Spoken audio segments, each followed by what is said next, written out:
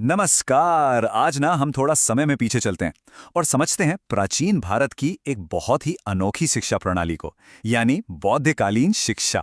कभी सोचा है कि आज से कोई 2500 साल पहले स्कूल कैसा दिखता होगा?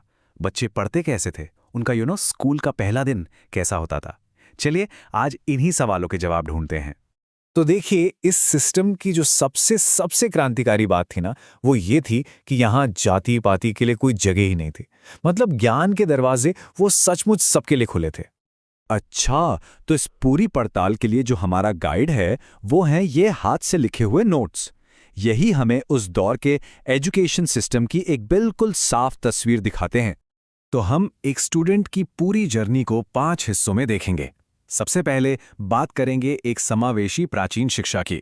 फिर देखेंगे पब जज्जा दीक्षा समारोह क्या होता था। इसके बाद प्राइमरी और हायर स्टडीज पर नजर डालेंगे। फिर उन 10 प्रतिज्ञाओं को समझेंगे जो हर स्टूडेंट लेता था। और आखिर में भिक्षु बनने के रास्ते पर बात करेंगे।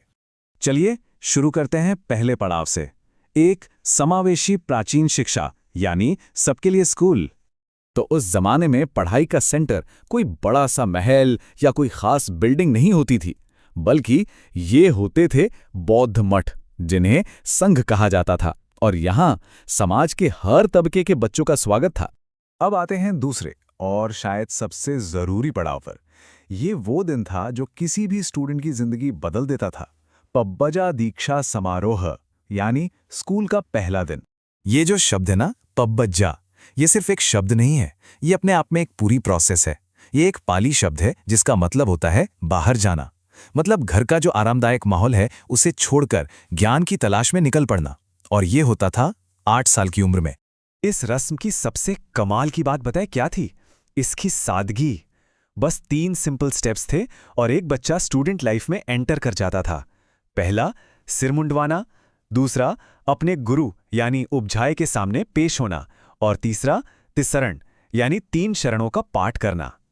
और ये जो 3 शरण हैं, बुद्धम शरणम गच्छामि, धम्मम शरणम गच्छामि, संघम शरणम गच्छामि, ये एक तरह से उस स्टूडेंट की नई जिंदगी का फाउंडेशन थे। इनके जरिए वो बुद्ध यानी ज्ञान, धम्म यानी कर्तव्य और संघ यानी उस कम्युनिटी के प्रति अपनी वफादारी का प्रण लेपा था। तो ठीक है बच्चा, अब संघ में आ गया, पर वो पढ़ते क्या थे? चलिए अब अपने तीसरे पड़ाव पर चलते हैं, प्राइमरी और हायर स्टडीज, यानी उनका सिलेबस। एजुकेशन को ना 2 लेवल्स में बांटा गया था। एक थी प्राइमरी एजुकेशन, जो सबके लिए बिल्कुल फ्री थी, इसमें बस बेसिक पढ़ना लिखना सिखाते थे। और फिर थी हायर एजुकेशन, जिसके लिए फीस लगती थी। इसमें धर्म, फिलॉसफी, मतलब स्पेशलाइज्ड सब्जेक्ट्स पढ़ाए जाते थे। और पढ़ाई की शुरुआत होती थी एक किताब से, जिसका नाम था सिद्धरस्तु। सोचिए, इसी किताब से बच्चों को वर्णमाला के 49 अक्षर सिखाए जाते थे। यही किताब उनके लिए ज्ञान की दुनिया का पहला दरवाजा खोलती थी। लेकिन पढ़ाई सिर्फ किताबों तक ही सीमित नहीं थी। असल में कैरेक्टर बिल्डिंग पर बहुत जोर था। और यहीं पर आता है हमारा चौथा पड़ाव, 10 छात्र प्रतिज्ञाएं, जो एक तरह का कोड ऑफ कंडक्ट था। तो हर स्टूडेंट को ना 10 नियमों को मानना ही पड़ता था। इन्हें कहते थे 10 सिक्खा पदानी। इनमें से जो पहले 5 थे वो पर्सनल डिसिप्लिन के लिए थे, जैसे हिंसा से दूर रहना, हमेशा सच बोलना, अच्छा आचरण रखना, किसी भी तरह के नशे से परहेज करना और सादा शुद्ध खाना खाना। और जो बाकी के 5 नियम थे वो सिंप्लिसिटी पर फोकस करते थे। मतलब एक सादा जीवन जीना, नाच गाने जैसे एंटरटेनमेंट से दूर रहना, कीमती गिफ्ट्स एक्सेप्ट नहीं करना, दूसरों की निंदा नहीं करना, और जो चीज़ दी नहीं गई है उसे नहीं लेना, यानी चोरी नहीं करना। तो इससे पता चलता है कि एजुकेशन सिर्फ दिमाग को तेज करने के लिए नहीं थी, बल्कि कैरेक्टर बनाने के लिए थी। और अब हम पहुंचते हैं स्टूडेंट लाइफ के आखिरी पड़ाव पर। ये एक ऐसा मोड़ था जहां एक बड़ा फैसला लेना होता था। हमारा 5वां पड़ाव है भिक्षु बनने का मार्ग, एक जिंदगी बदल देने वाला फैसला। आमतौर पर यह पढ़ाई 12 साल तक चलती थी और 12 साल बाद स्टूडेंट के सामने एक चॉइस होती थी। वो एक दोहराहे पर खड़ा होता था।